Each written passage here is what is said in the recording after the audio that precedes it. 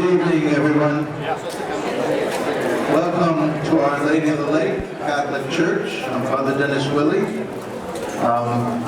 With a great crowd, and we're pleased to see you all today. I'm going to turn the mic over to Father Maury, and he's going to introduce our speaker tonight, whom you all already know. Thank you, Father. This, of course, man needs no introduction, but I'll give him a small one anyway. He was ordained many years back for the, not that many years back, but for the priestly fraternity of St. Peter. And he was a pastor for a while. He got his doctorate in Rome in philosophy. He was a seminary professor for a while, out for 11 years out in the Lincoln Diocese, and 7 years at Our Lady of Guadalupe Seminary, which is a fraternity seminary in Nebraska. The superior now of the Society of the Most Sorrowful Mother, and this is a group of priest exorcists who are devoted entirely to the ministry of exorcism. And he will, let's see,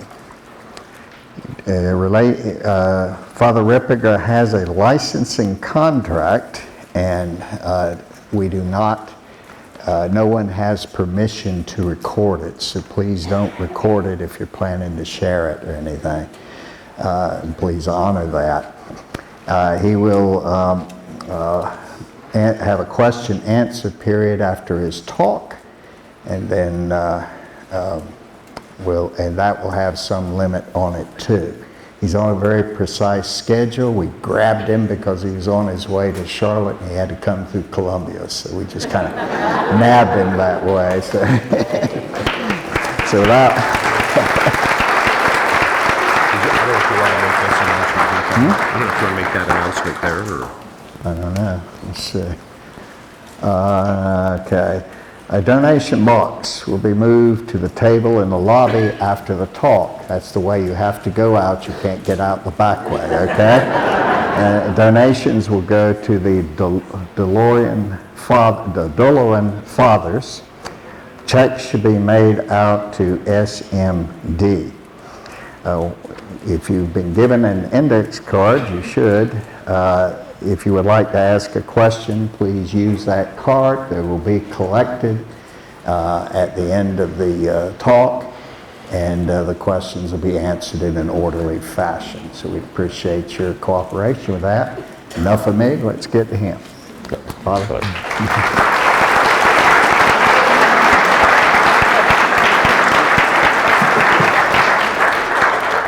Why don't we start? There we go. Why don't we start with a prayer? Can you hear me all right, or no? Okay, let's see if we can get this. How about now? Can you hear me okay? Okay. In the name of the Father, the Son, and the Holy Spirit. Amen. Direct, O Lord, all our actions by thy holy inspirations, and carry them on by thy gracious assistance, so that every prayer and work of ours may begin from thee and by thee, be happening through Christ our Lord. Amen. Virgin most powerful, pray for us. In the name of the Father, the Son, and the Holy Spirit. Amen.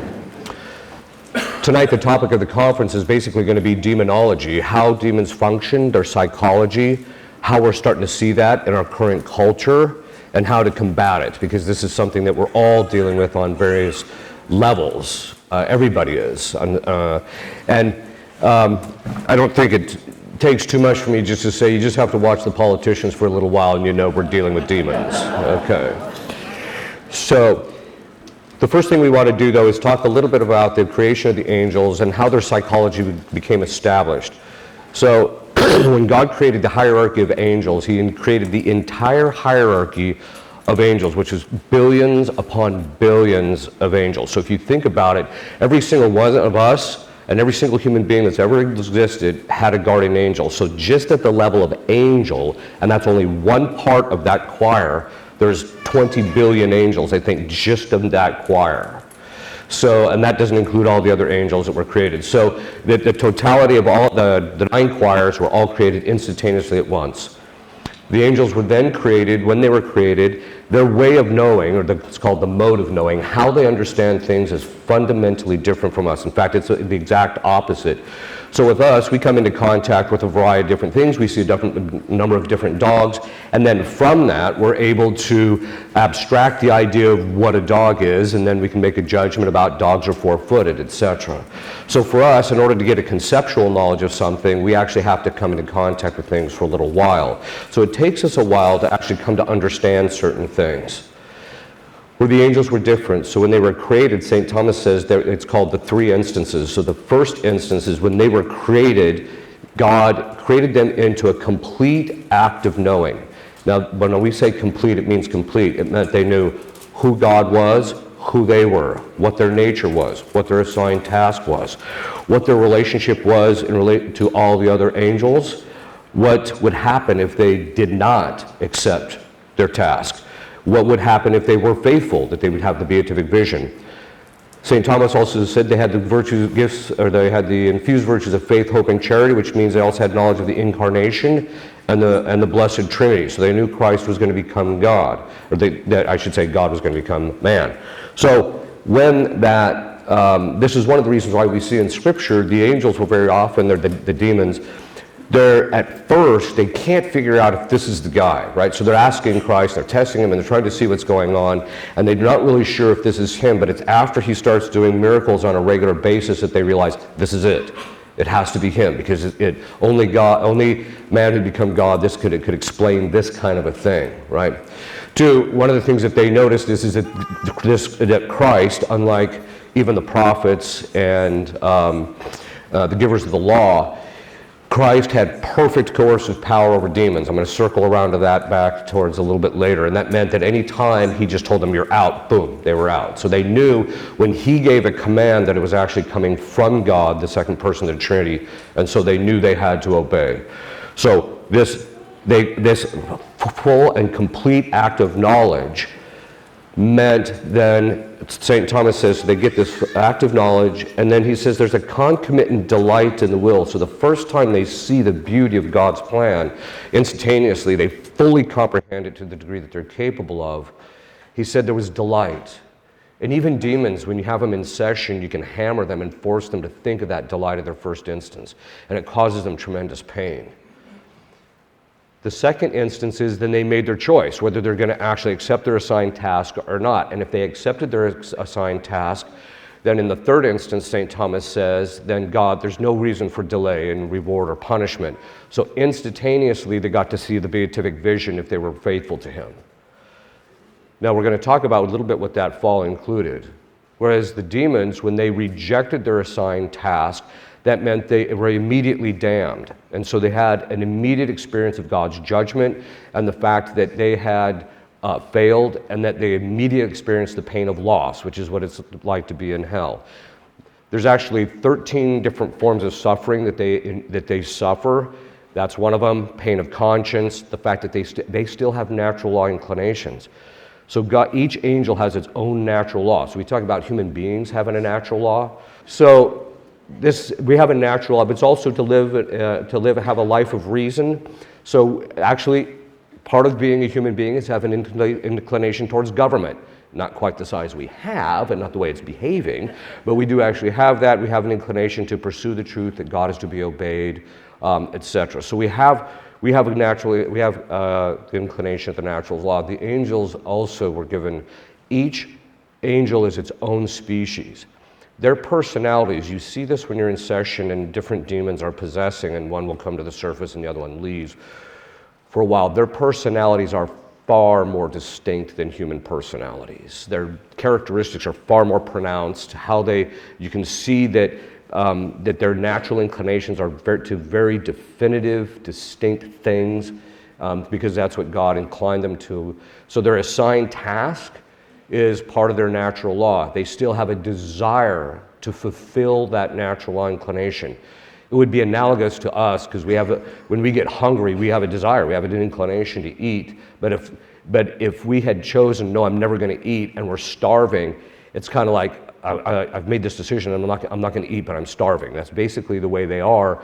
But their suffering is far more intense because their natural inclinations are far clearer than ours. because they had an assigned task, if they reject, that task is who they are. It's who they are. It's why God made them. It determines their personality. The perfections that they have of their personality all revolve around that assigned task. So when they reject the assigned task, as the demons did, it meant that it was a perfect act of self-hatred. This is one of the reasons why they literally chose to hate themselves, which is why when we see it starting to replicate in human beings, that self-hatred, that self-loathing, I tell people you have to stop it. First of all, it's against charity.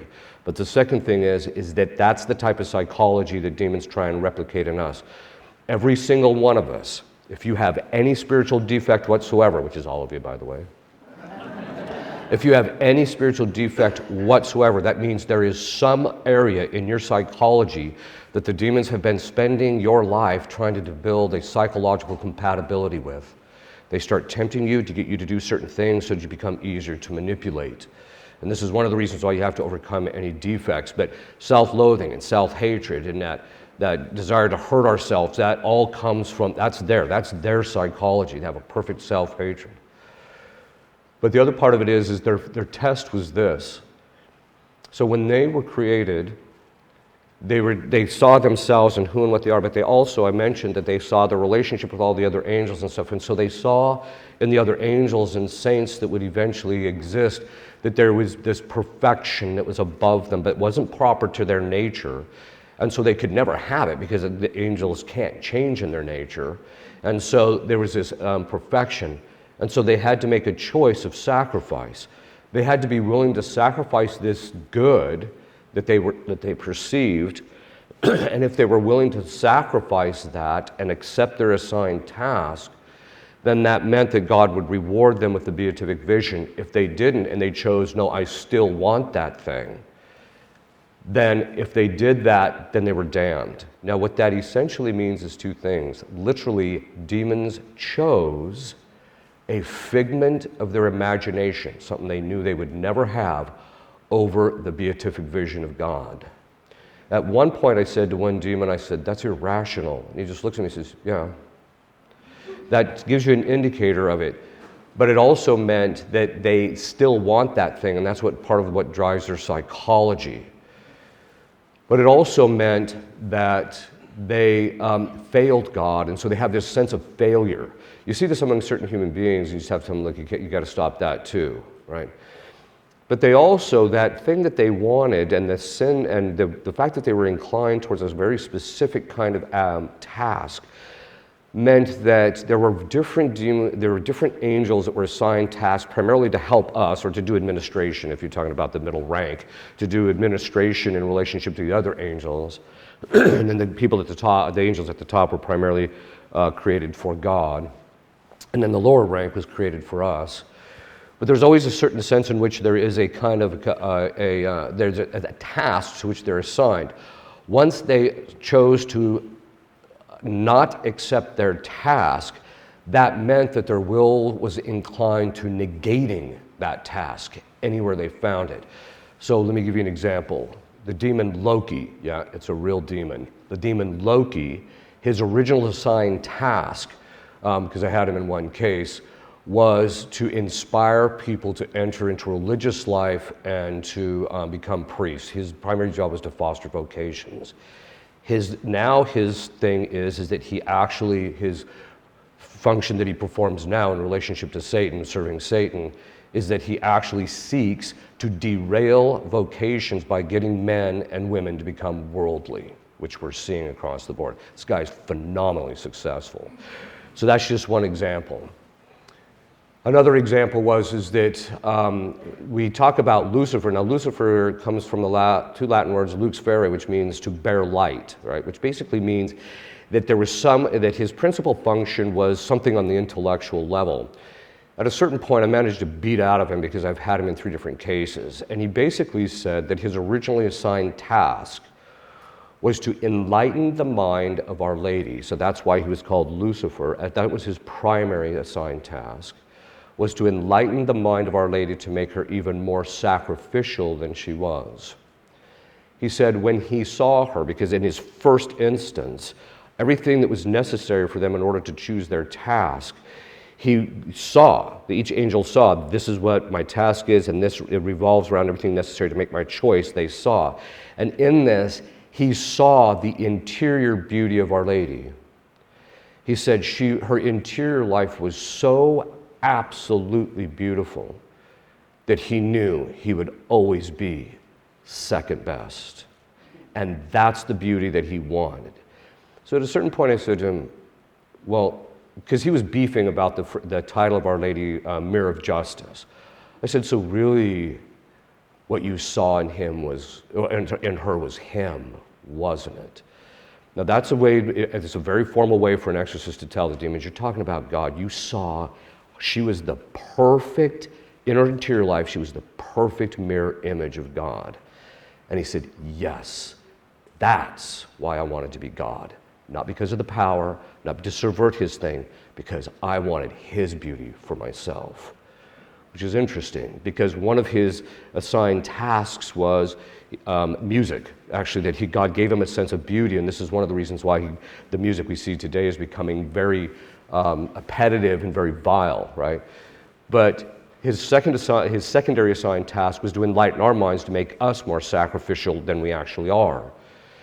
St. Thomas says, St. Thomas is one of those guys that he'll make these offhanded comments in the Summa Theologia. He'll just say, something like, well, the totality of the spiritual life ultimately revolves around a person being willing to sacrifice their will to his. And he just throws it out there like it's nothing, and it's like the totality of the spiritual life, right? So, but that's actually true. When Lucifer saw Our Lady, so I'm trying to give you a sense of their psychology. As I mentioned, their personalities are very distinct. And they have their psychological patterns. They have patterns of thinking, just like we do. And so what happened is that he got angry with God because he basically revealed something about Our Lady. Now, you might have heard me talk about this in another conference if you've listened to them online, but he said that her entire life, Our Lady sacrificed herself over and over again and never once counted the personal cost. That's why she is different from every single individual in this room. She is not like us. We are not like her in that respect. It's true that she's human, but by the grace of God, she never once counted the personal cost that she would have if she did something that was going to be painful or difficult or what have you. And then he said, and it wasn't just that, it was the perpetuity of her sacrifice. Her whole life, over and over and over again, she sacrificed herself again, never taking her own good, never taking herself into the calculus, but purely doing it because, as one of the other possessors said, when she saw how good God was, she gave herself entirely to him. When he found out that his job was to make her even more sacrificial, which meant her interior beauty was going to be even greater by his help, he said he would have nothing to do with it. And so he said he spat on God because he wasn't going to accept that. So this gives us an indicator. Now, there's something that's very important in that. It means that when angels make a decision, they're all in. They're either in or they're out. There's none of this half-baked stuff. See, as human beings, because we're pretty dumb, when we make a decision, it's not real wholehearted, right? I mean, we're like, oh, I'll do this. Oh, that wasn't good. And then we later change our mind, right? And when we make a choice, free choice is basically the choosing between goods, and what we're doing is we're determining our will, we're directing our will to a particular thing, so we're making a determination. But that determination is by degree. St. Thomas says initially there's an inchoate habit there, an inclination, so that when we make a choice, the next time we make that choice, there's a little bit of an inclination. And the more we make that choice, the more our will becomes fixed in something. This is why people who lead a good life and keep trying to pursue the good, it just becomes, that's their goal. That's what they want. They're not interested in evil, that's their goal. But we also see the same thing in relationship to politicians and evil people. I'm not equating them, by the way. Okay. This is why you look at some of these people, and one of the psychological patterns that you see that is, we call that a secondary sign of possession, but it's not necessarily possession, but it's a pattern of thinking that you see in demons, is malice. When you see someone, I tell people, okay, just bear with me. Let's just say for the sake of argument, again, bear with me, just for the sake of argument, we elect a bumbling idiot to the presidency. Now, just bear with me. I know it just seems ridiculous, but just bear with me. Even an idiot bumbles around upon the right thing to do once in a while, but when everything that is done maximizes damage to the degree that they're capable of, that's called malice. Right? And this is something that we're actually dealing with. That when consistently, every time you turn around, our country's getting hammered on every single level, on every single thing, doesn't matter what it is, that's malice. And that's what demons have, because when they make a choice, it's a different matter. With human beings, it takes a while to get to the point where our will becomes fixed in something. In fact, it doesn't become fully fixed until we die, and then God fixes it for us, in the good or the evil, depending on whether we're in the state of grace or not. But as far as angels, it's all in, because they have absolutely perfect comprehension of exactly what they're choosing. When they make a choice, their will becomes perfectly fixed in that evil, right? And so that's their patterns of thinking. Today, I know there's a resurfacing of a particular heresy. It's called apokatastasis is the name of the heresy. It was formally condemned by the Council of Constantinople. And it's this idea that in the end, the demons might be rehabilitated, that the people in hell might still get to go to heaven. That has been formally condemned by the church. You cannot consider yourself a Catholic and believe that. Okay. This means that their punishment is forever, and they know it. In session, one of the things that you beat them up and it really causes them a lot of pain is you just draw out some point of the thing that they're suffering, and then you tell them this is going to last forever. Forever. This will never change for you, never. And it just takes them down, right? So the point being is that their will is fixed in evil. Okay. So this means that certain demons are just going to afflict on some people than others. So very often, which demon is possessing an individual is based upon the inversion of his assigned task. So and that means that there are certain demons for certain kinds of disorders. So the demon of impurity is Beelzebub, but also Baal is a demon of impurity. Asmodeus is a demon of impurity. There's a number of them that are underneath it that are demons of impurity. But they actually choose their specific things. So, for example, we see this from time to time, if someone shows up on our doorstep, if it's a male who has homosexual tendencies and he's possessed, it's sure money it's Asmodeus, because he's the guy that's driving it. And that tells you that the demons are picking at these people and driving certain psychological behaviors. Demons, okay, so with us, I started out talking about how the fact that we come in contact with a number of different things, and from that we abstract a kind of universal knowledge. So I see a bunch of dogs, and then eventually I understand what a dog is conceptually. Angels are the exact opposite.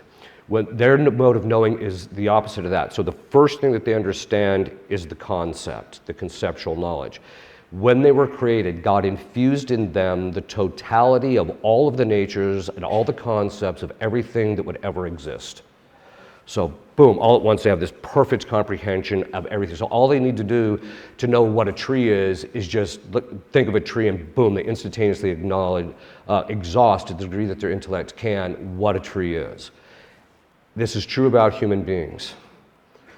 All they have to do is think of what a human being is. They know every single faculty. They know exactly how it works. They know how DNA works. They know how disposition works, the DNA connected to the disposition. They actually know how our appetites and emotions work. They know how the interrelations of the various faculties. They also know, just by looking at and they also know the various kinds of causes and things perfectly, so they know causes. This is how Nostradamus was able to use divination or sorcery in order to figure out a large amount of stuff that was actually going to happen, because of the fact that the demons can look at the state of things, and then they know the nature of causes, and so they know where these things are headed, right? It's analogous to, I tell people, we have a certain knowledge of that as human beings, just not quite on that level. So, and this is the example I always use. If I throw a midget off the top of a building, I know by the nature of gravity, he's going to hit the ground, right? Well, it's the same thing in relationship to them, except with them, they can look at super complex states of things and know the nature of causes and know where they're generally headed. This is one of the reasons why I said recently that they know their time is coming up. They know it's short because certain things are starting to fall in place that they've seen in the past, that anytime this happens, God pulls the plug on it, right? And so that's when he just said, that's enough, and he pulled the plug on it. So the demons are seeing all this, they're like, it can't be much longer, right? The other thing is that with demons, so they first were given this perfect conceptual knowledge, which they never lose, which puts us at an extreme advantage because they're so intelligent, they're so knowledgeable, they know exactly the stuff, they know exactly how things work, etc. This is one of the reasons actually you can do a diagnostic in possession, because sometimes they'll say things, they'll make theological distinctions that there's no way this person could know, right? And so that's one of the ways that you actually know it. But their mode of knowing, they start with the concept, and the way they understand a particular thing is they just take their will, because they only have intellect and will. They don't have emotions and a body and all that. They just have intellect and will. All they have to do is think of the concept and then look at a particular instance inside the concept, and that's how they can know you. Their knowledge of you, the knowledge of all particular things as they've happened from the beginning of history until now, have been infused in their intellects as it happens. They literally know every single material thing that's happening in the entire universe all the time. It just means they have to focus on particular things. So if they want to watch you, all they have to do is look at you in their concept, and they know, and they've been watching you, by the way, not to make you paranoid. Although they do say you're not paranoid if they are following you and watching you, but the point being is, but they're very limited. God restricts them and limits their ability to affect us, but it doesn't mean they're not watching us. And they're watching us very closely because they're watching our patterns. They're watching our patterns for three things. One is they just want to watch, they already know by our DNA what our proclivities are likely to be, what our dispositions, what our inclinations to specific vices are going to be, and things of that sort, just by looking at our DNA. But then they also watch our patterns of behavior so that they know likely they have a pretty good idea of what virtues and vices you have, what your spiritual weaknesses are, what your spiritual strengths are. The other thing they're watching for are the external manifestations of grace that God has given you internally, so that they can kind of map that, engage that, and take that into consideration of the spiritual warfare. They also have infused knowledge of warfare, which means and because they have a perfect knowledge of human nature, and because they have a perfect knowledge of spiritual warfare, and because they've been watching you for decades, they know the precise strategy that they can use to take you out, God permitting. This is something to keep in mind. We're not talking about a normal situation here.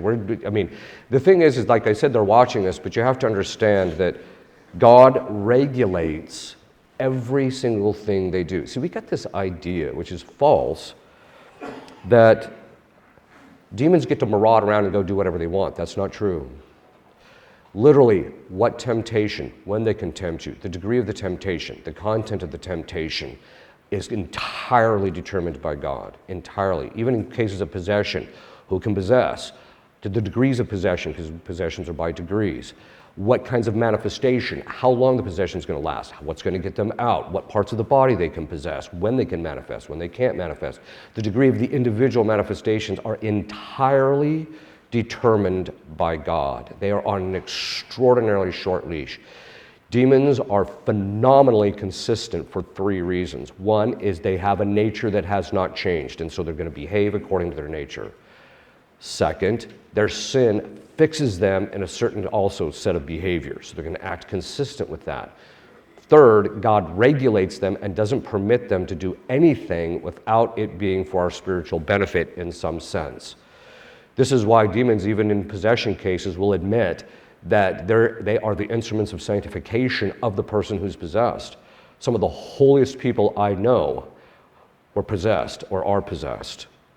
I knew a woman that actually reached the 4th level of prayer and started having mystical contemplation just as the possession broke. That's 4 levels. She managed to get up 4 levels. There's 9. Most people never get past the 2nd. And then one of the cases that I'm working with now, She's possessed by Beelzebub, which is the demon of impurity, and I've seen her go 6 months without committing venial sin. She took a vow of chastity 14 years ago once the possession was outed, and she's never once violated it. And so he has become the instrument of her sanctification. She's becoming one of the most, if there's any person that I can say that has the true virtue of mortification, that willingness to suffer, it's her. And so God uses them. Usually possessed people will say, well, I'm glad I got out of this what I got out of this, but I don't think I'd want to be possessed again. Right? But this tells us, okay, so that's just how demons function psychologically. And each time you get a different demon, and you can just see by their patterns of thinking that they just have, their characteristics are different, like I said, their personalities are very different. So with us, temptation comes from 3 sources: the world, the flesh, and the devil. And the world only acts upon the flesh, and the devils can only act upon the world or the flesh in order to tempt us. So it all hinges upon the flesh. But the point being is that, so demons are not the cause of every form of temptation. But they do know the principal way that they tempt us, the saints say, is by introducing things into our imagination. And they know from our patterns what we are likely to fall to in relationship to temptation.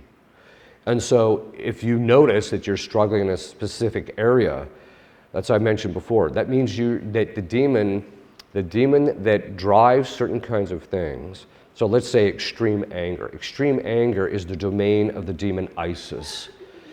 And the reason it's his domain is because Isis, his fall was precipitated by the fact that he refused to accept Christ's mercy for men.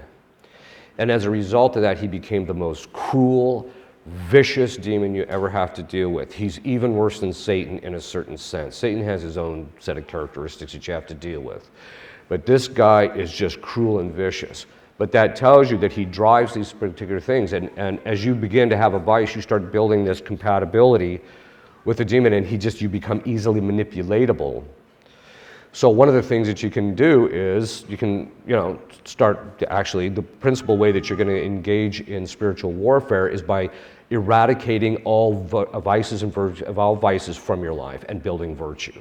Overcome your spiritual defects, etc. And also you have to build a certain prayer life, which is all part of the virtue of justice. And so as you begin to do that, the demon's ability to influence you begins to wane. You see, we got this idea that demons are becoming more powerful. Demons do not increase in power. The power of their wills is fixed. Where they're at in the hierarchy of angels depends on their nature. So how much, St. Thomas says, the degree of their spiritual substance determines the degree of their intellect. So the more intelligent an angel is, the higher he is. And he says their wills are proportionate to their intellects. So that means that Satan is on the top as far as those who afflict us, as far as the power of his will. In hell, there's a profound pecking order. They never argue with a higher demon because they know he can just force them to do something by the power of his will, and so they're just like, well, I'll just do it. Right? Doesn't mean they don't hide certain things. Doesn't mean they don't try and set each other up to take a shellacking once in a while. It just means that they know that there's this proper pecking order. Part of also the natural law is in demons is that God is to be obeyed. They only got one chance to disobey him. After that, they can never disobey him. Never. This is a very important point. They can disobey the exorcists and us to some degree, but that's only because God allows it in order to build up our strength and our virtue in relationship and our authority in relationship to them. But in session, you command a demon to do stuff. It takes a little while to get them to do it. They'll do it. There's always some degree of compliance. But there's 6 stages of liberation. When you get right towards the end of the 6th stage, he does every single thing the exorcist tells him. He actually pays attention to the exorcist, waiting for the command so he can just get it done and get it out, right? But when it comes to God, if he tells them, because that comes up once in a while in session, all of a sudden he'll tell you something, and that's an indicator that God has told them, you have to tell them. And they'll tell him, yeah, you told me I had to tell you. They immediately comply, immediate. And the reason being is because the authority structure that God infused in their mind, this authority structure is part of the natural law, and God infused that in their minds. And that means they know the exact lines of delineation of who has authority and who doesn't. Who has authority over what and who doesn't. They know those exact lines of demarcation, both in relationship to themselves, but also in relationship to us. This is one of the principal reasons why he went after Eve. So what he did is he went after Eve, and this is what happened. The fathers of the church say that when Adam was created, God told him directly, so Adam was talking to God, and God told him directly, do not eat of the fruit of the tree in the middle of the garden. So God gave that precept to Adam. Then when Eve was created, because St. Thomas says, and the entire moral tradition says, she was created into a state of subordination, which means she's under him, and I'll return to that here in a minute. She's under him. And so as a result of that, by the natural law, Adam was the one who told Eve, don't eat of the fruit. Okay. So what happens is when she eats the fruit, she steps out from underneath a twofold authority structure, one out from underneath God, and then one out from underneath her husband. The two principal functions of authority is to provide and to protect. She was now spiritually unprotected. This is exactly what the demons were trying to do, to get people to step out from underneath the authority structure so that they could attack them. So St. Thomas says the hallmark of being in the state of subordination prior to the fall is that women, that Adam loved her, he was solicitous of her, he took care of her, he listened to her, he actually paid attention to her, which, women like, wow, that sounds wonderful. All right. And then after the fall, she entered into a state of subjection, which meant Adam stopped loving her, which is why St. Paul says you have to love your wives. He stopped listening to her, he didn't take her good into consideration, etc. But he said then in heaven, he said women are neither in a state of subordination nor subjection because some women rule in heaven. So I tell women, okay, look you cannot become holy because the curse of Eve is this desire to control. I'm not going to go into that because that's a whole conference in itself. But in the Hebrew, when it says in Genesis chapter 2, it says your desire shall be for your husband, the actual Hebrew means the desire to control. And this is called the curse of Eve. It's something that every single woman has to conquer. I've literally only met 5 women my entire life that I thought she's really conquered it. Historically, they said if a woman can conquer the curse of Eve, she can master any virtue. And in that process, she becomes one of the most magnificent creatures to walk the face of the planet. If she doesn't, she becomes one of the most wretched. Interesting. It's either you're going to be magnificent or you're going to be wretched. Okay. So I tell women, I said, okay, look if you can conquer that curse of Eve, and that the way that's conquered is St. Paul said, women be subject to your husband. So you have to be. It's not servitude. It's not slavery. It's not groveling. It's actually in a rightly ordered way. There's a whole series of conferences I give on that. It's in a rightly ordered way. If you do that, in the process of conquering the curse of Eve and building virtue, you can become more holy than your husband and then have a higher place in heaven and boss him around for the rest of eternity. So don't go for the short-term payout. Don't try and control him in this life. Become holy and submit to him, and then in the next life, you got it made. Okay. But he goes after that, and the curse of Adam, by the way, is irresponsibility and effeminacy, which we see among men, especially today. All you have to do is look at most millennials, and you're like, yeah, I see that. Okay. By the way, I pick on millennials because they're such an easy target, right? Okay.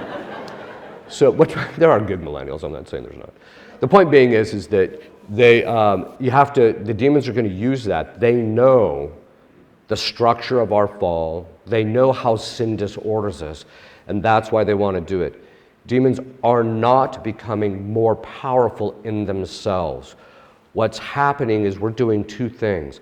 By every time we commit a sin, that disorder is their domain, and so we are ceding to them influence in a particular area. So every time we sin, we increase their influence in that area. Their power doesn't change, it just means their ability to exercise it becomes more prevalent. The second part of it is that so that's the first part, is just through our sin, that we're giving them strength in relationship to that. But then also the frequency of the sin, how much we're doing it, means that they are basically, because there's so many people sinning, that as a result of that, that gives us an indicator that because so many people are sinning, they're getting more and more influence in the world. It's pretty obvious. I mean, you don't have to be someone like me who literally, my full-time job is beating up demons. I tell people my full-time job is I torture intelligent creatures. That's my job, right? You don't have to be me to know that things are bad, right? Patterns of behavior. One of the patterns of behavior is when Christ said that Satan was a liar and a murderer from the beginning. I'm not going to go into the murder part, although he did reveal why he was a murderer from the beginning. And when you find it out, you're just like, man, this guy's so evil. But in relationship to the lying, I had him for 3 days, beat the guy senseless for 3 straight days. And he didn't tell me the truth once when it would have been better if he just told me the truth, right? They're so wed to that lie. We're seeing that same kind of pattern in our own politicians, in our own public life, where the lying is so habituated that you wonder if they're even capable of telling the truth sometimes, right? And so this is something that we're actually seeing. It's all about, why do demons lie? To gain power, to manipulate us, to control us. Why did we hear about, COVID for 2 years? To lie to us and to control and to manipulate us. I'm not saying COVID isn't a real thing. I'm just saying what they told us about it was obviously a form of brainwashing. I got a conference on that if you want to listen to that. The point being is that we're starting to see these same powers because the same activities of the demons replicated in human beings. So as the more people become sinful, the more the demons are able to influence this particular life. But the demons also know that God has a cutoff. At a certain point, he's going to say, that's enough. And if for no other reason, because he loves us and he doesn't want us to continue going down this rabbit hole, every time you think that people have reached a bottom, they come up with some other form of depravity. You're like, how did you come up with that, right? I mean, there's certain forms of depravity that even the demons say, yeah, that's pretty bad. Even I find it revulsive. There's one high-level prelate in the church that he said about this high-level prelate, he says, oh, yeah, I don't like that guy. I'm like, why not? Even the things he likes doing, I find revulsive. Okay, so this gives you an idea of it. So they've come part. Now, let me give you an example of what we're doing, why we're ceding so much control. Now, if you just think about it, let's just say, for the sake of argument, every human being on the planet only committed one venial sin a day, only one. That means that God is being offended 7 billion times a day. So the next time you get offended, I don't want to hear anything. That's just with venial sin, but we know there's billions of mortal sins being committed every day. God is gravely being offended on a regular basis.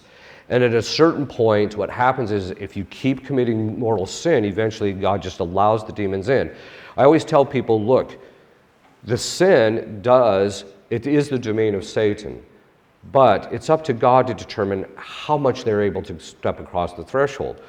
So every mortal sin, any form of mortal sin whatsoever, which I've seen people become possessed through sins of pride, fornication, pornography, you name it. Any mortal sin is an open door to possession. In fact, mortal sin, the proper effect of mortal sin is possession. Because you've taken yourself out from underneath the authority structure of God, because he has specific laws, and you place yourself under Satan by that process of committing mortal sin.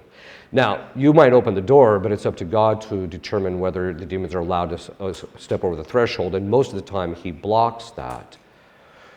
But it also tells us something very important. Because disorder of any form, whether it's physical or natural or moral or spiritual, is the domain of the demons, it means that it doesn't matter if you think something's morally sinful or not.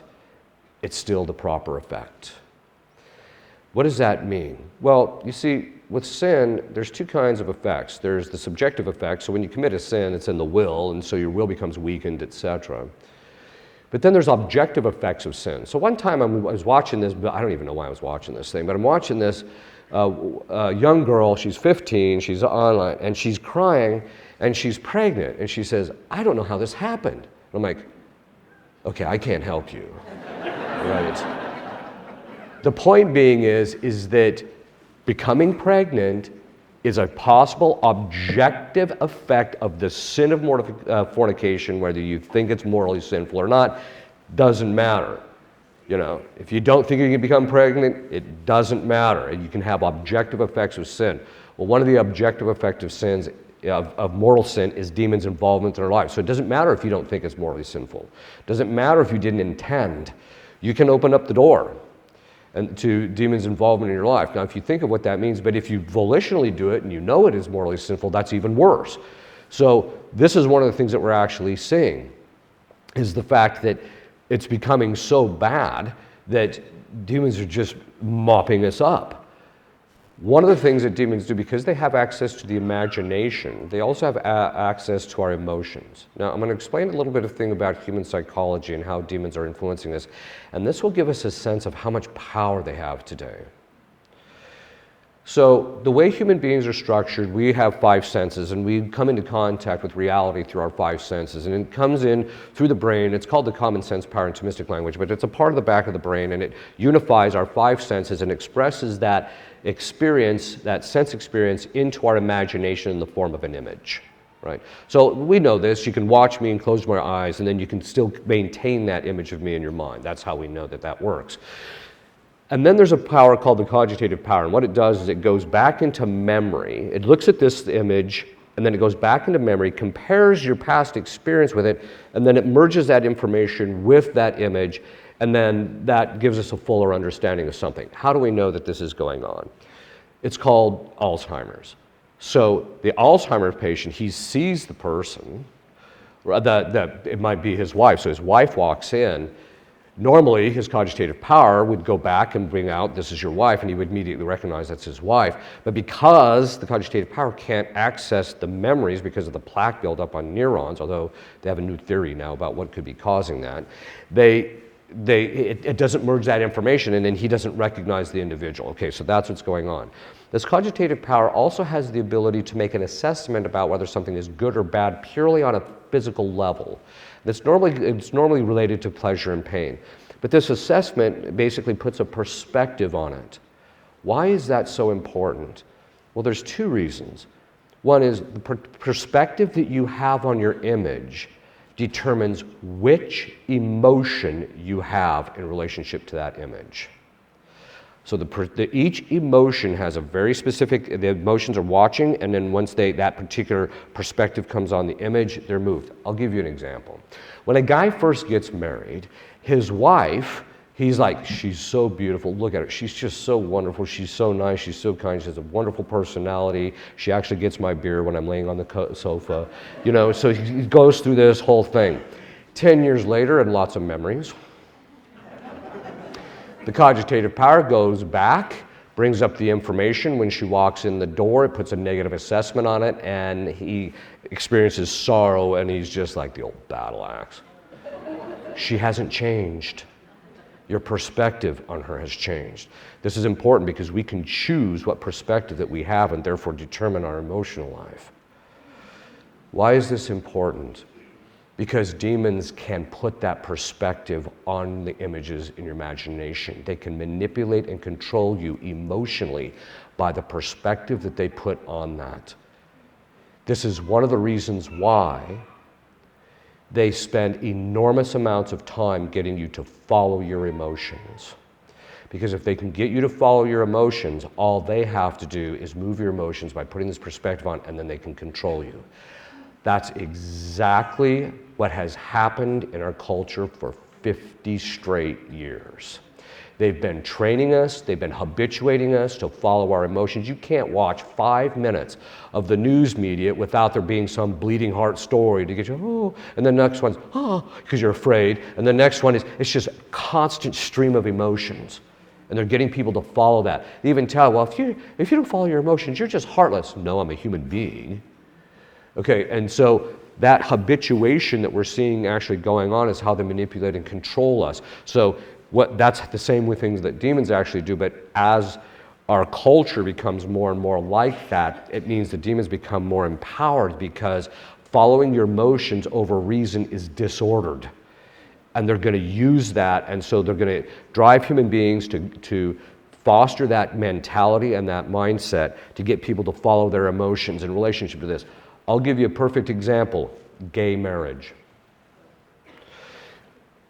15 years ago, I stood in front of 40 Catholic psychologists because I'd written this book in psychology from a Thomistic point of view.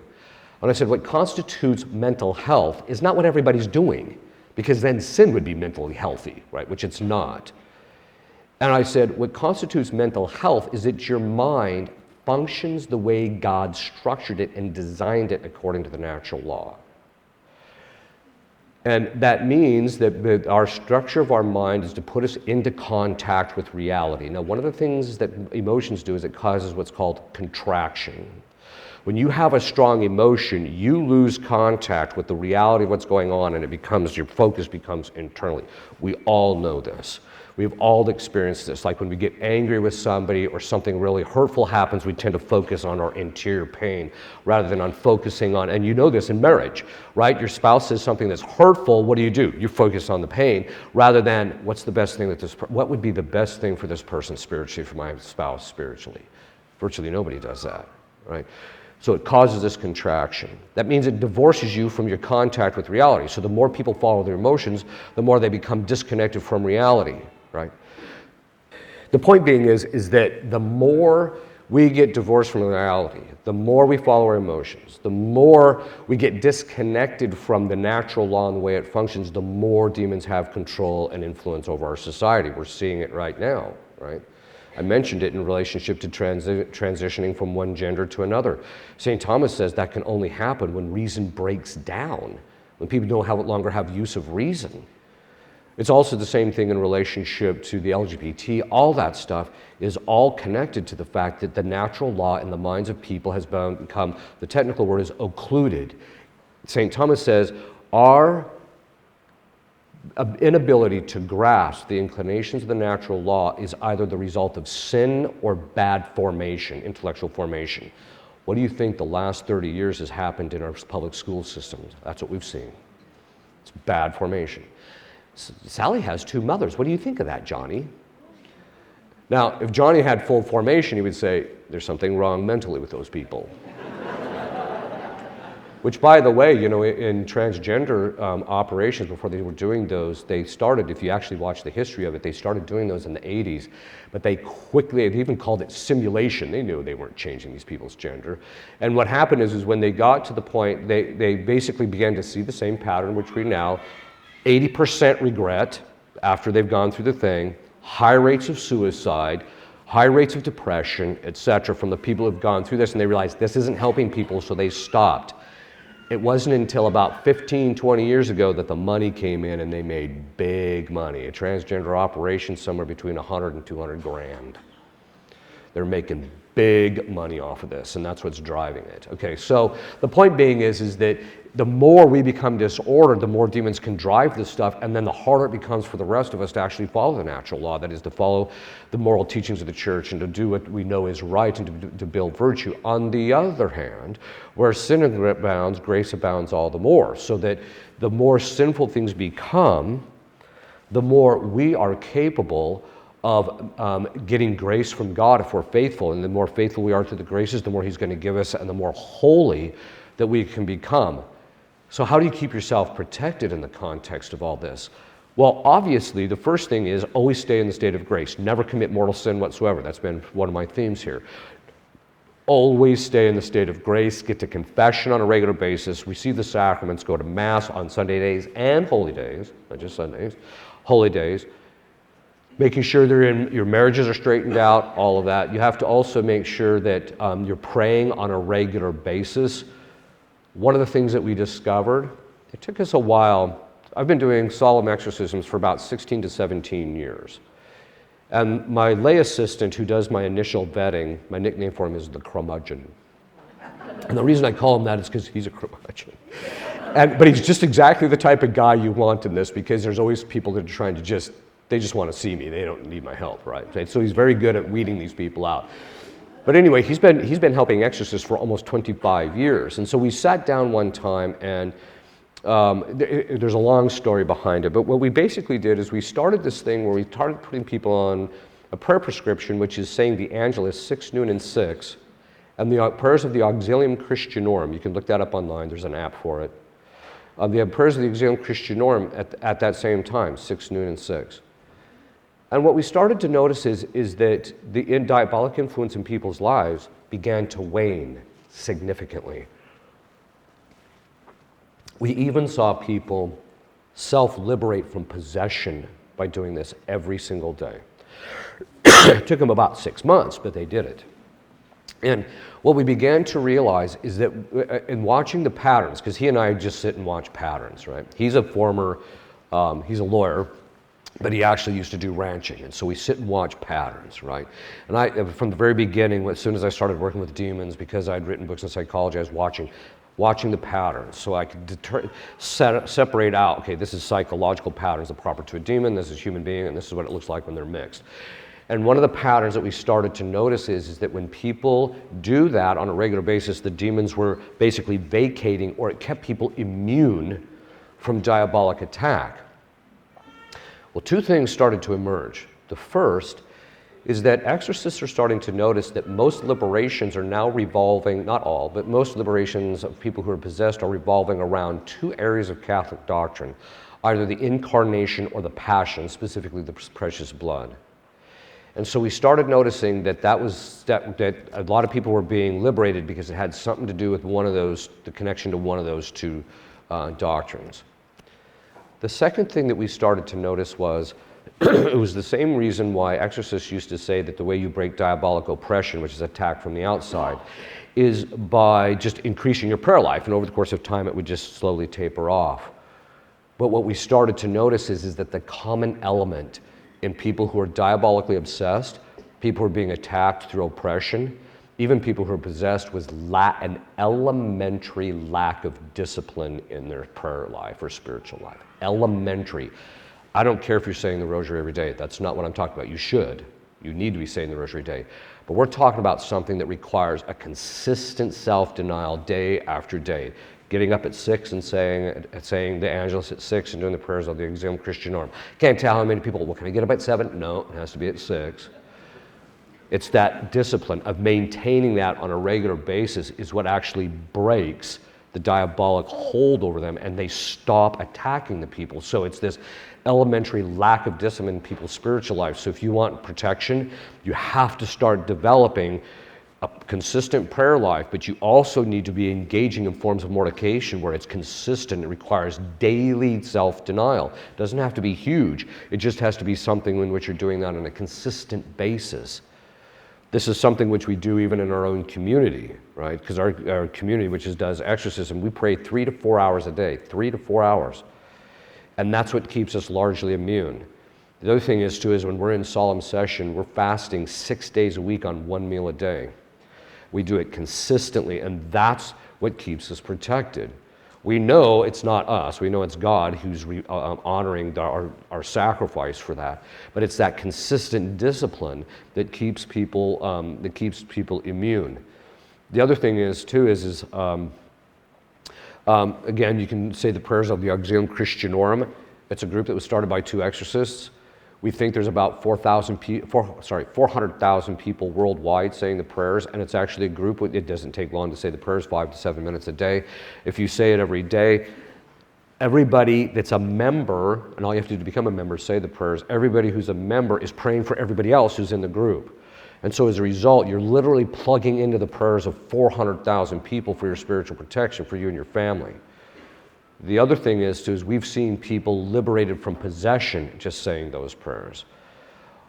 It's a phenomenal diagnostic tool. One time this one family was having problems with their daughter, and I said, well, here, start saying the prayers of the Auxilium Christianorum.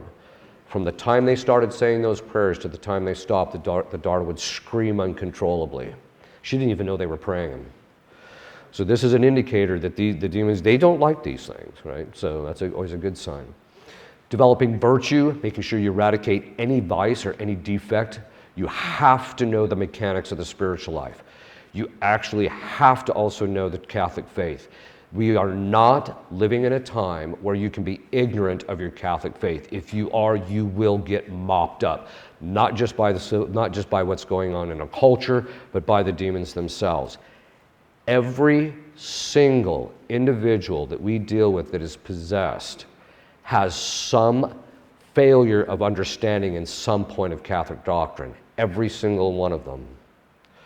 We are also finding that a vast majority of the people that show up on our doorstep don't even understand the basic catechism of the Catholic Church. They don't understand even the basics. We are not living in a time in which you can do this, especially as priests and bishops get weirder and weirder. Fortunately, you got good priests here. But as they get weirder and weirder and weirder, which is happening, you just watch it. It's like a daily score. You can sit back, get the popcorn, and see which bishop said what nutty thing, right? The fact is that you have to know your faith. Because if you don't know your faith, you're likely to do something that's going to cause you harm spiritually. And so this is something that the demons are going to do. The other part about it is demons attack vocation, which means they're always going to attack marriage. How do they attack the marriage? Remember this perspective on the image? The first thing they do is put a perspective on the image of one spouse to another in order to psychologically divide them. If you feel you're psychologically divided from your spouse, you've already been mopped up. They've won to some degree, and you're going to have to fight that. You're going to have to start looking at your spouse different, right? And I tell women, because one of the aspects of the curse of Eve is that when Eve ate the fruit, she's like, what if he doesn't eat the fruit, right? And then what does he do? What's the first thing Adam does when God says, why'd you do this? He threw her under the bus. So as a result, women, part of the curse of Eve is they think their husband, and I tell women this, yes, we all know, your husband is the dumbest guy that walks the face of the planet. We all know that. We know your husband's dumb. We all know that. That's what they have to fight and deal with, right? By the way, your husband might be dumb, but the point being is that, and two, sometimes the wife will say, what do you think? I get it, okay. But it's also the same thing in relationship to the wife. The guys can, man, she just talks constantly. Right? They did brain studies. They found out, just to lighten us a little bit before I finish up and then we go to Q&A. When they did brain studies, they found out that women get 10 times the amount of pleasure drug in their brains when they talk than men do. All you have to do is look at it. The guy's sitting there, and the wife's like, no. All right. But I tell people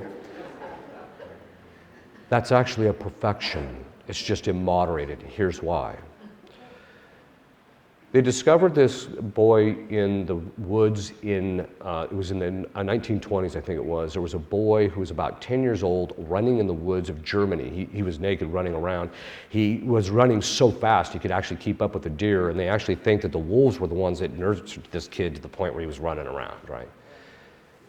Well, they captured the kid, and he knew zero language. So they tried to teach him a language, but what they found out is that he could never master definite articles or indefinite articles. You just couldn't, like us and thus, you just couldn't get them.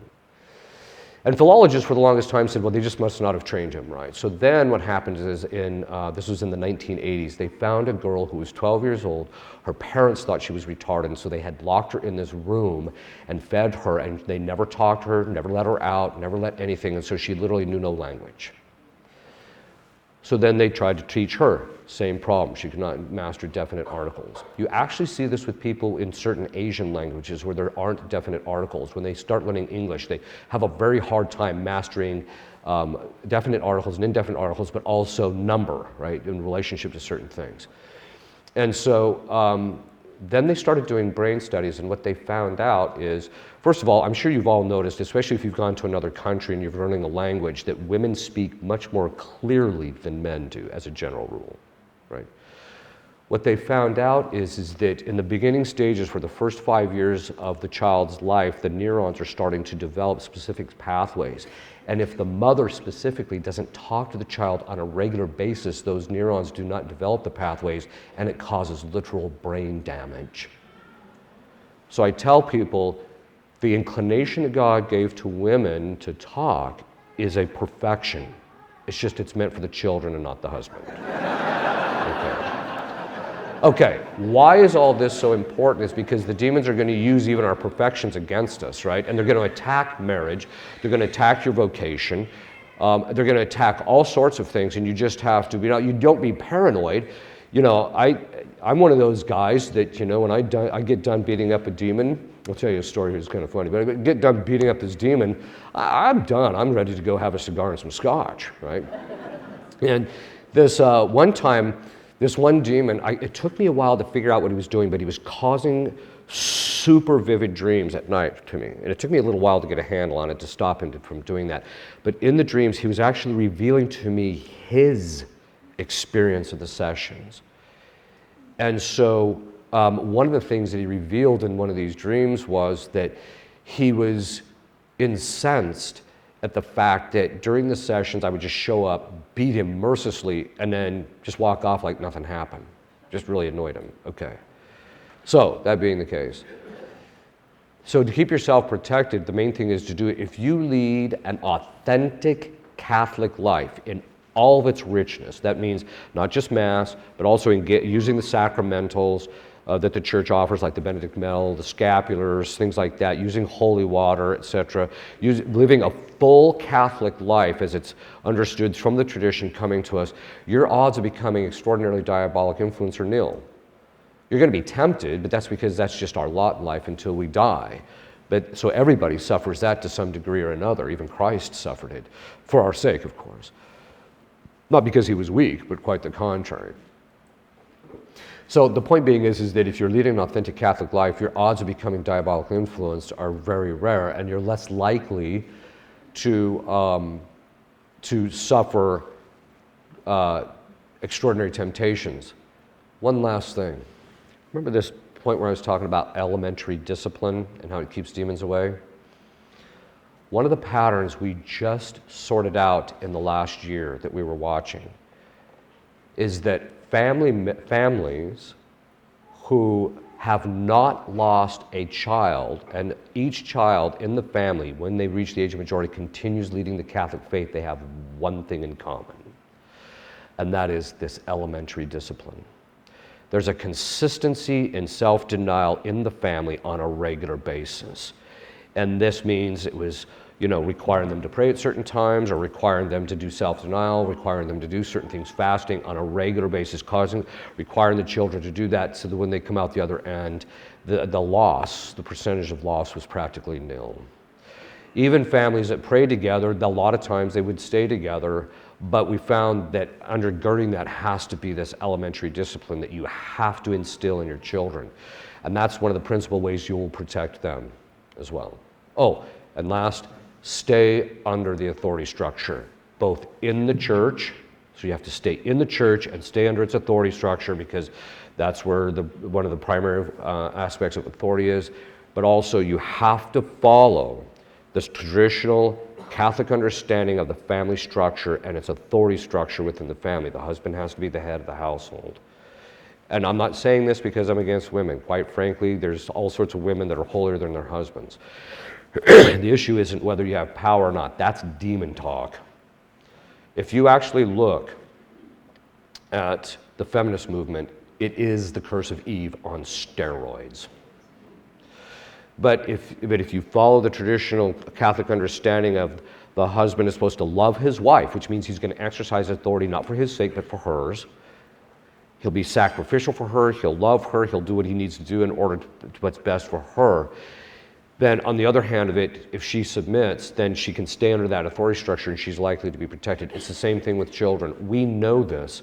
We know that when children step out from underneath the authority structure of their parents, they get hurt. It's the kid who's playing in the yard. You tell the kid, don't go run out into the street. He runs out in the street and he gets run over, right? Because he didn't stay underneath the authority structure. The same thing is true even on a spiritual level.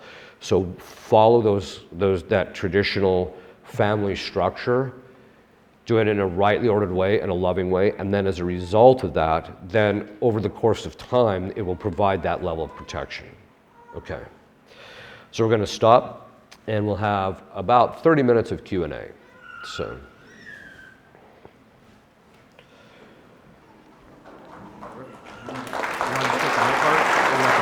I'll just take the part.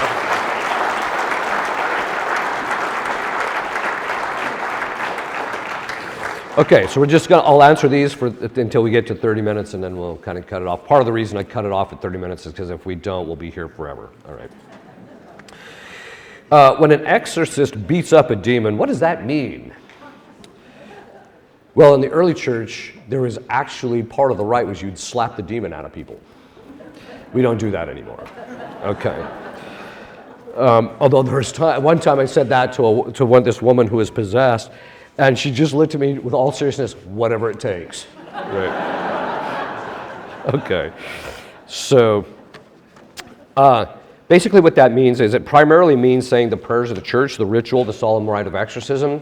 It also means saying other kinds of prayers, making him reverence certain things, making him, applying relics and various other sacred items to the parts of the body that they possess, making them say prayers,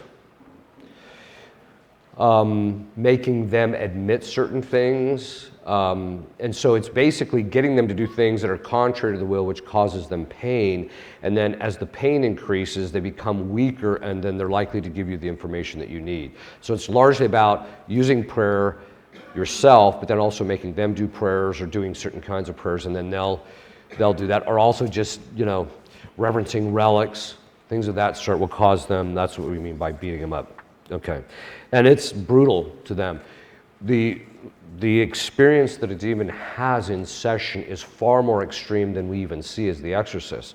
It's something that took me a while to realize that this guy's in a lot more pain than he's letting on, or that he's even able to manifest. And part of that has to do with the fact that the human body has limitations. And if he was to show the full extent of his pain through the human body, it would literally kill the person. That's how much pain they're in. Will our intellect and will, after we die, work like it does while we're alive? No, it works a little bit differently in the sense that your intellect normally can only understand something when you have something in your imagination, St. Thomas says. And so we no longer have our imagination. So our knowledge in heaven is more like angelic knowledge. And so we understand what's going on, we know certain things, we know what's going on in this world, but it functions more like angelic knowledge. Do demons know what we're thinking? Okay, so there's a few ways in which demons can surmise or know what you're thinking. The first is by divine revelation, which virtually never happens. God reveals to them this is what the person's thinking. The second part is, remember when I said that they watch our psychological patterns, they watch us all our life, and they look at us and they say, and spouses do this with each other, right? Spouses will I know what you're thinking, right? And so it's because they know by the way the person's reacting or the way they're behaving, what they're thinking. It's not an absolute, but so it's the same thing in relationships. So demons can watch our patterns, but they can read our body and have a sense of what's going on. So, for example, when you lie, the temperature around your eyes increases. So that's an example of it. They also know when you lie, there's certain other physiological patterns. So they can kind of tell by your patterns of thinking and what you talk about, they can start seeing your physiological reactions and sometimes make the connection. So that's one of the ways. The other way that they can know what you're thinking is if you tell them. The fourth way that they can actually know is if they put a thought in your mind and you don't resist it, they know you're thinking it. So that's one of the ways. Can a long-term marriage with an alcoholic husband be in the proper order of authority? Yes, but it's going to take a little bit of work to get him to kind of come up to speed, because the alcoholism is affecting his ability to govern in a rightly ordered way. And so what she needs to do, though, is start finding certain ways in which she can, there might be, if he's an alcoholic to such a point he can't even function, well, then she's going to just have to assume certain responsibilities, but once he would overcome the alcoholism, then she needs to give them back, which is sometimes difficult. But there's also, sometimes if a guy's a functioning alcoholic, there's certain things you just have to let him exercise his authority in when it's rightly ordered. Okay. How does a faithful parent educate their children to be vigilant in their spiritual life without making them feel there's a demon behind everything? It's actually a good question. I think the best way to do it is just teach them to say the prayer of St. Michael, and then when they get a temptation, just say, well, when you get a temptation, you just tell the demon to stop it or what have you. So it's a matter of teaching them based upon their state, how old they are, how much you know that they can process. And so you have to teach that. But by the time someone reaches 18, they should have at least the basic understanding of spiritual warfare, that they attack our imagination, they put thoughts in our minds, they're not always ours. They also, they can move us emotionally, etc. They should have the basics of it, and that they should be saying basic prayers to keep themselves protected. But the big dividing line is that should not be the primary focus of their prayers. Their primary focus of their prayers should be to be worshiping God, being thankful to God, and petitioning Him for things they need, etc. It should be the normal stuff of the spiritual life, and that they just engage the demons when they see them. St. Peter says, be vigilant and watchful, which basically means, you know, if you see them pop up, you whack them down, and then you just keep moving on, right? You don't become focused on them. Don't hyper-focus on them, and don't make them the focus of your life is the main thing. One of the principal ways you keep yourself protected is by ignoring them, except when necessary. If you have to deal with them, then you deal with them. Otherwise, you just ignore them. How accurate was the screw tape letters? Fairly accurate. It's kind of shallow, but it's fairly accurate. How do demons choose who they will possess? Okay, they don't have any choice in the matter. What that basically means is this. There are two types of possession. There are possessions in which God permits them in the sense of, He says you can possess this individual, and because demons' will is fixed on the evil, it's almost like they're compulsive. They'll just do it because they're gonna choose that path, right? And so they just do it. So God says, well, I'm going to permit you to do this, and so they do it. There's other times He tells them, you must possess this person. Now that sounds strange, but we call that conscription. And basically what it is that God is allowing the possession, or He tells them they have to possess the person because there's something in the person's life or through the possession that he wants the family or the individual to come to knowledge of. So for example, there was a case that I had, it was actually two cases of sisters who were blood related. And they were possessed by some of the same possessors. One had one extra one, but the other ones had other possessors. And the reason it became clear that God basically conscripted them into possession was because of the fact that He wanted a particular generational spirit to be expunged from the family line. Right? And so a lot of times the demons don't have any control over the matter. So one of the cases I'm working on now, one of the demons was a low-level demon. His original name was Eustace, the Just One, and he had a specific relationship with Our Lady, and he had never possessed anybody. And the reason God told him you have to possess this woman is because in her battle to get this thing out, she was going to reach a level of holiness which would be identical to his level in heaven. She was going to get his place in heaven, not his relationship with Our Lady, but his place in heaven. So He uses them as instruments. They'll admit as much. They'll admit they're slaves of Christ, just unwilling. So they don't get to choose anything. Right? Why does God let demons do what they do? It's for our sanctification, ultimately. Okay. Have you been personally attacked by Satan during an exorcism? No, not really. I mean, okay. It depends on what you mean by attacked. If you mean by an extraordinary way, no. But there has been a couple of times during sessions where the demon would attack me internally, and so I had an experience of what the person who was possessed, what kind of a psychological attack that they were undergoing. Now, demons do not like to attack an experienced exorcist, and there's a reason behind that. Being an exorcist is like stepping into a boxing ring. Now, if you've ever talked to a boxer, an authentic boxer, they'll say you'll never really know a guy. You can watch all the tapes until the cows come home, but it's not until you're in the actual ring with him that you get a sense of what his actual technique and method is, right? And so that means that when you're in the boxing ring, he reveals his methodology to you. It's the same thing in spiritual warfare. When the demon attacks an experienced exorcist, he can break it very rapidly, but then he can stand back and reflect on his experience and get a sense of what the attack is. And then the next time in session, he can go after him and cause the demon a lot of damage. And so they don't like to. So once in a while, I do get attacked, but not that often. There's also a general principle, is not that I like being attacked, I don't. But if I am attacked, my attitude is, at least I can keep an eye on him.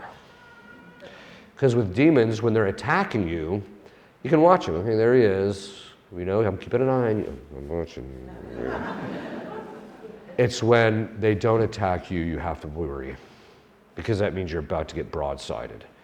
And so that's one of the reasons why I ask Our Lady on a regular basis, watch my flank, right? Because I can't keep trapped, I'm a limited human being. Okay. So there was one time, one demon jumped up, and it was kind of like judo for like 30 seconds, where he was trying to hit me. But I've been whacked a couple of times, got decked right in the face once. But that was, this was one of those things where, hey, it's got to, I mean, literally, all of a sudden it just goes wham like that, and it just nailed me right in the eye, right perfectly. And I'm like, okay, all right. But one of the things we do is in the beginning of sessions, we do a series of prayer that clamp down on them. And I'm also a firm believer in punishing bad behavior. So when he does something like that, he pays a price. And to the point where he regrets it. That's the goal, okay? Are severe anxiety and or panic attacks related to a demon or a spiritual root? Yeah, they can be, not always. There are psychological conditions that a person can reach where that is in place.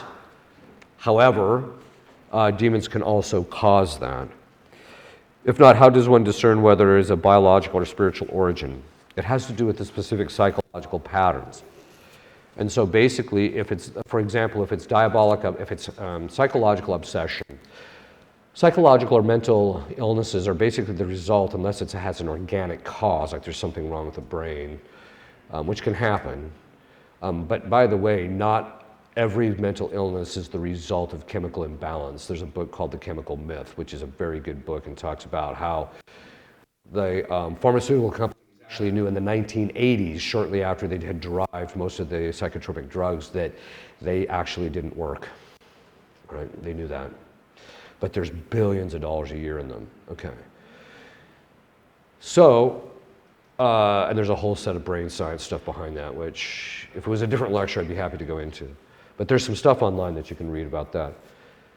But there are certain things that are actually from a psychological cause, and a psychological mental illness is the result of rumination, so it's a habit that's built into the individual, so it's very consistent, and it responds to external stimulus. So for example, you know, if some guy says, I think my wife's nuts, and you're like, well, why do you say that? Well, all I have to do is just look at her cross-eyed and she goes ballistic. Well, maybe there's a reason for that, but the point being is that it's just going to respond to specific things externally, right? So it's consistent and it responds to things that are external. Whereas diabolic obsession doesn't follow that pattern at all. Now they are opportunists, so they might use external stimuli, but not always.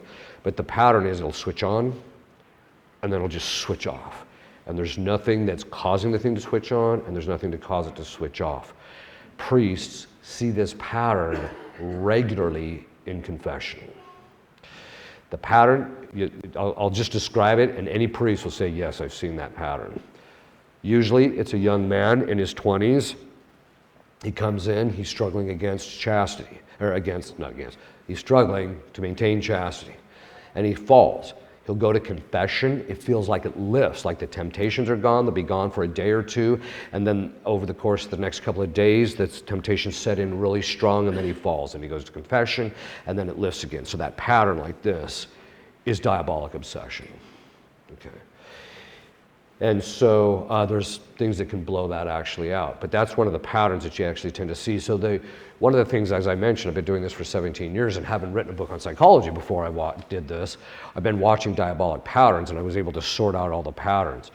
Those patterns are in the priest version of the book. They're not in the lay version of the book because of what we call the CSI effect. We don't want people reading how possessed people behave or the patterns that we see and then coming to us and acting it out, and because it becomes harder to discern. So, okay. So, but the other way is that if it's from a spiritual origin, it will respond to prayer, your own prayer. You say a binding prayer, or you start doing this discipline, like I mentioned, 6, noon, and 6. You start doing that, you're going to start seeing it lift slowly, and that gives you an indicator that it's actually not psychological, that it's actually spiritual. Does the devil influence all sin? No, there's times we just choose stuff because we're being bad. This is an important point because sometimes, even exorcists, especially when they're first starting, they'll say, she was manifesting. Well, what do you mean? Well, she was acting badly. Well, not acting badly is not always a manifestation of a demon. We can act badly on our own. All right. How much does free will play when it comes to choosing sin? Well, sin is entirely in the will. And so the degree of the sin is directly proportional to how free it is. Okay. One time in this church, there was a guy. He was an 80-year-old man. He was sitting in the back of the church and his phone rang. And unlike this fine young man who shut it off, he stands up in the back of the church and says, "I can't talk to you. I'm at Mass." Okay. What are the 9 levels of prayer? Well, you can actually, it's a whole conference on its own. I actually have a conference online called the 9 levels of prayer. Do guardian angels protect against possession or assist during exorcisms? And the answer is actually yes. How much an angel is allowed to influence your life and to protect you is proportionate to 2 things. The first is what God commands and intends. So a lot of times they'll just protect you from being stupid and the effects of being stupid because God says you got to protect this individual. There's other times though when the demons will have to stand back because God says you got to let them tempt them. Angels, any angel can basically, it's called prelation. Any angel, good angel, can command any demon to leave, right? With Our Lady, she's also, we say that actually technically all the saints in heaven have perfect coercive power over demons. But the difference between her and Christ is obviously Christ has it by nature because he's God, whereas with those in heaven, it's by God acting through them as instruments. But Our Lady is a little bit different. We say she has perfect coercive power over demons because of the fact that God lets her exercise it far more frequently than he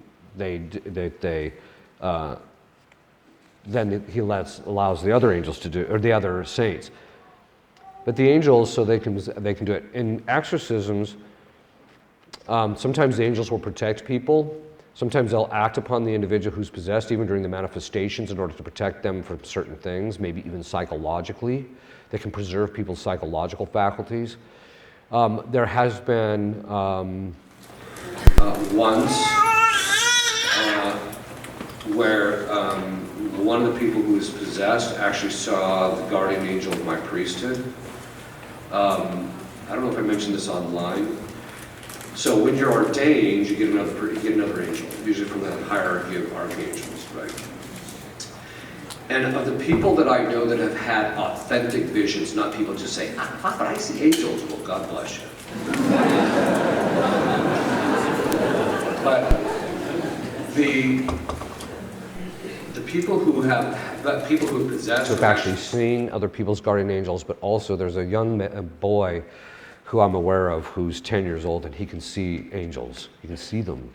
And his description is flawless. And it lines out with what we know, how the descriptions that saints and stuff have given of them. But anyway, your guardian angel, they say, looks just like you. And the reason being is because his assigned task was to protect you. Now think about that. God created an angel whose nature was about you. And that means that when he decided to accept his assigned task, his first act, his first choice was to love you, to be willing to protect you. Obviously, he's doing it under the aspect of serving God's will.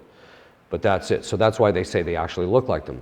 They say, whereas all the people that have seen the guardian angels of people's priesthood, they say they're huge, large.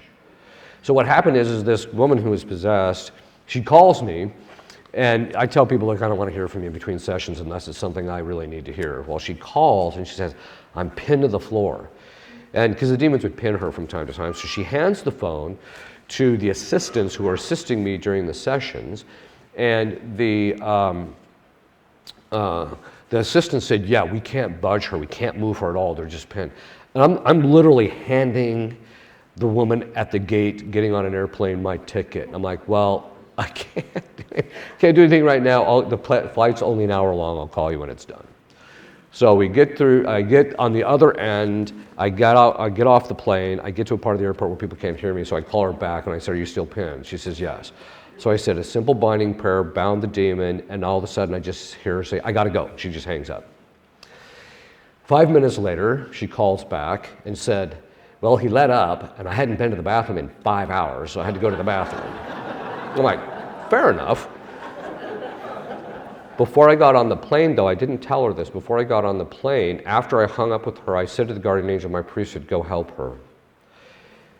What happened is right at that moment, my guardian angel came and appeared to her and held her hand during the whole time until she was freed. So that gives you a sense of it, right? And she says, he's huge, right? So people say, how come you get such a big demon? And I say, because I'm a little guy. I need more protection. Okay.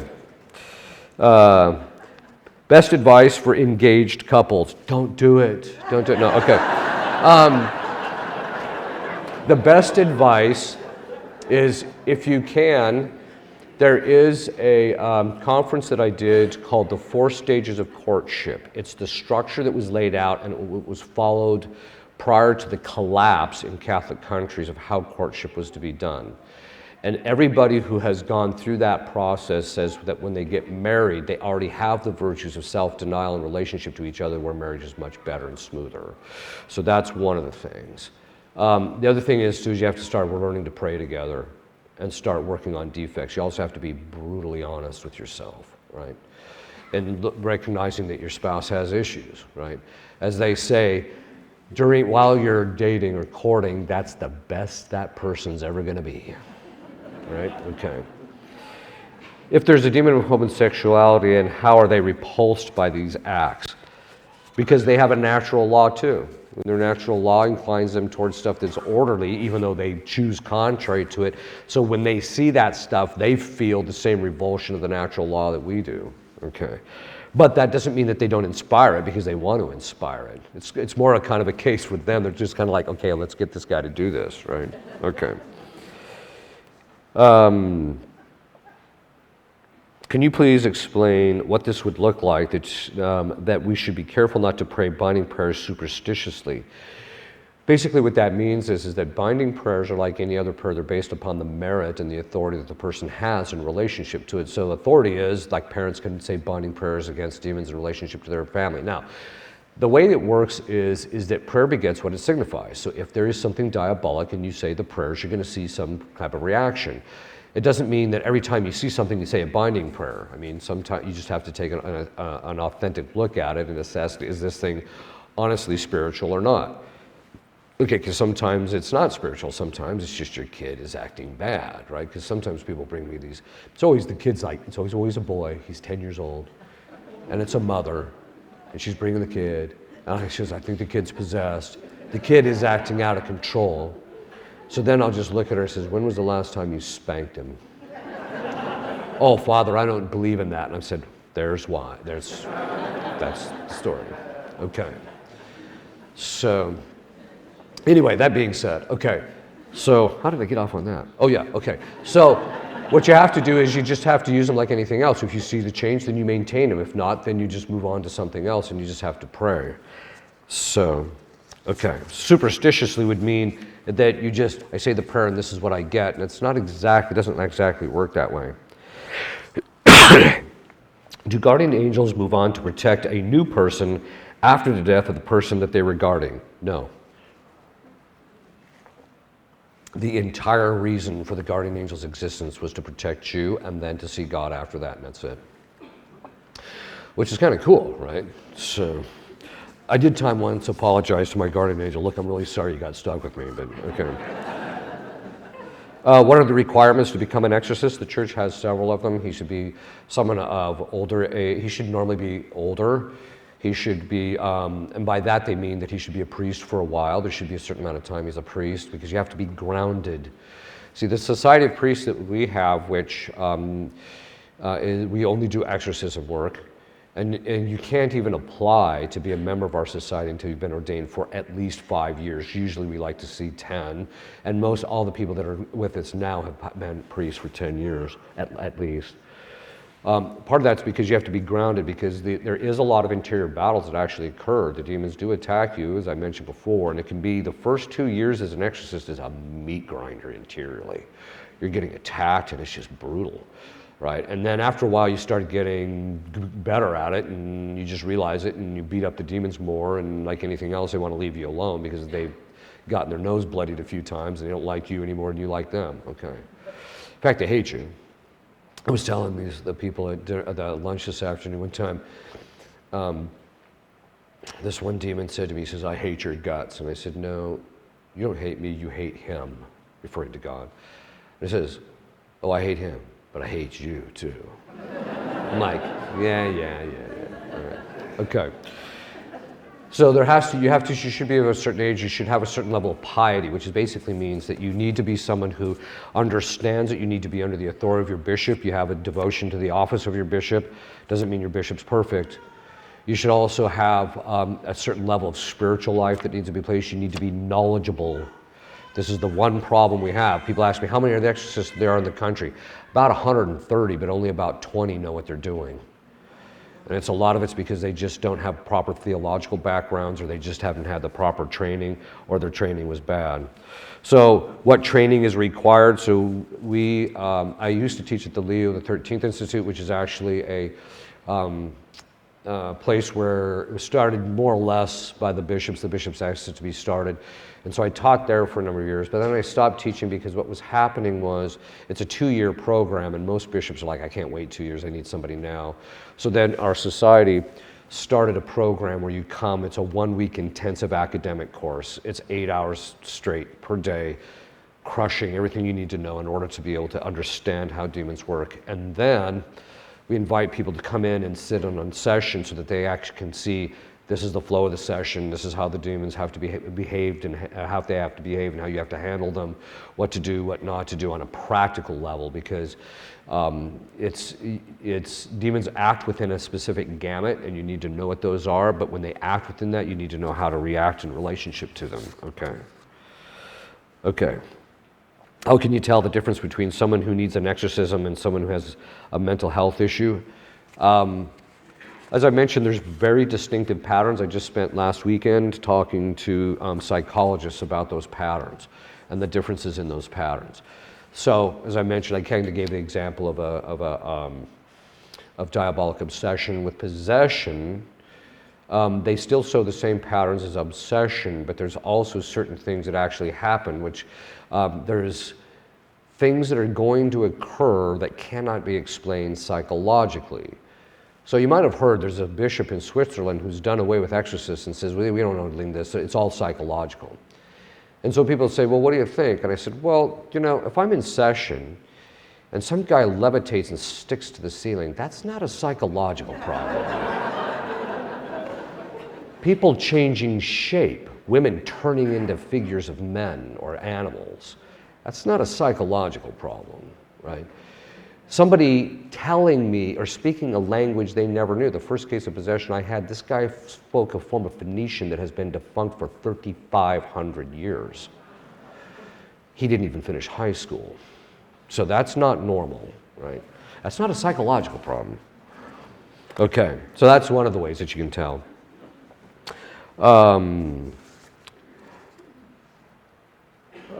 This is going to be okay, actually. Just want to get one last question. The person's probably going to think, oh, he picks mine, okay.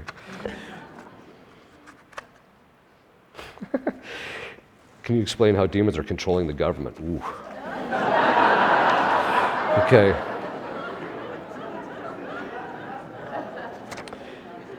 Some of these I kind of answered these online, but they're really long questions. So one of the things that we can do to protect ourselves and our family, I already mentioned this, one of the things is to start developing devotions on a regular basis. But as I mentioned, prayer on a regular basis. Developing the discipline in the family. Okay, every week, we're going to, Wednesdays and Fridays, we're going to fast. It doesn't have to be extreme, but there should be it should be something that is, a little taxing, a little difficult. If the bad angels were condemned for one bad decision, what hope do we have, and why is God so patient with us? Well, the reason he's patient with us is because we're stupid. Right? I mean, we are. That's why, I mean, basically, so mercy, God's mercy is not unconditional. If you've heard that, that is absolutely false. God's mercy has, you get God's mercy from one of two reasons. One, because of contrition, you're contrite. And why is that? Because in contrition, you're looking at your sin and you're intellectually, you've been corrected. Because when we choose a sin, we choose it under the aspect of the good and we think it's good. But when we're contrite, we recognize, no, that was bad. So there's that correction of us intellectually. And then we desire to change. And so God cuts us mercy. So God gives mercy to the contrite. It's right in Scripture. The other one is to the stupid, right? Well, you just didn't know better, right? But we have to be careful even with that because of the fact, so those are the two people that get God's mercy. So there's some people that God just cuts slack because of the fact that they're just, they just didn't know any better. However, you have to be really careful with that because sometimes people say, oh, well, these people just don't know any better. Well, that's true. Sometimes it is true. Some people have psychological conditions, or sometimes they just don't know. They never were taught that these things were bad. You see that in relationship to modesty. Most women have no clue what modesty is, and it's just because they just don't know, right? So that being the case, but on the other hand, St. Thomas says that there's certain inclinations of the natural law for which there is no excuse. And if you commit the sin, you can't feign ignorance. Now, if you've lost use of reason, or there's been some type of malformation in your life to where you're not capable intellectually to grasp these things because of psychological reasons, well, he's going to cut you some slack. But as long as you have use of reason, St. Thomas says there's no excuse. The example he gives is that fornication is mortally sinful. Now, think of that. How do we know this is true? You talk to couples that have been shacking up. So 98% of couples shack up now. Catholics are 97%, so we're not much better. So 98%. If you talk to them and you say, you really should get your relationship straightened out, every one of them will say, yeah, that's true. They know, all right? So, okay. So the moral of the story is that contrition for human beings is because we're stupid, and this is why Eve said, I was deceived, right? So, and that's why, because she didn't fully understand, and that's why God cuts us slack. But the demons were not deceived. They fully knew what they were doing, and that's why their one choice was fix them permanently. Whereas with us, as I mentioned, because we're not that bright, it takes us a while to kind of fully form ourselves and get our wills fixed in the good or evil. Okay. I'll give you a blessing. Benedictio Dei omnipotentis, Patris et Filii et Spiritus Sancti, super vos sit manet semper. Amen. God bless and have a good night.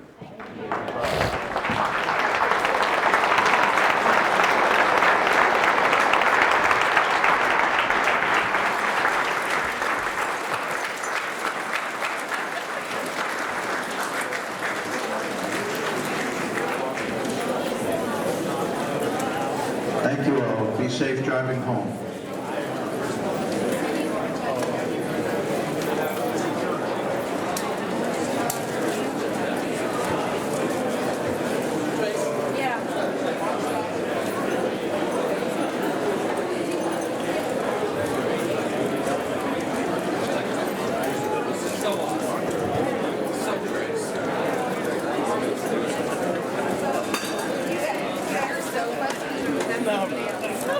He was scribbling real fast.